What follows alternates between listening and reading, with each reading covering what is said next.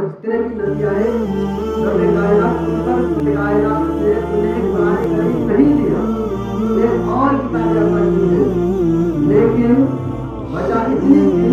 कि रब कायनात ने सिर्फ आपको ज़मान और मुजस्सम सब किताब उतारना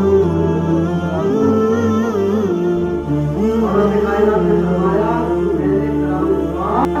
और आपको ज़मान सल्लल्लाहु अलैहि वसल्लम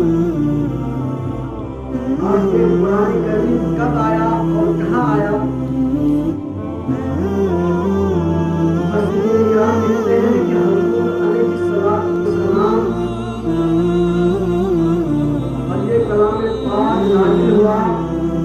और 23 बरस तक नमूद है। सूरत के मुताबिक अल्लाह रब्बुल इज़्ज़त ने कुरान करीम सल्लल्लाहु अलैहि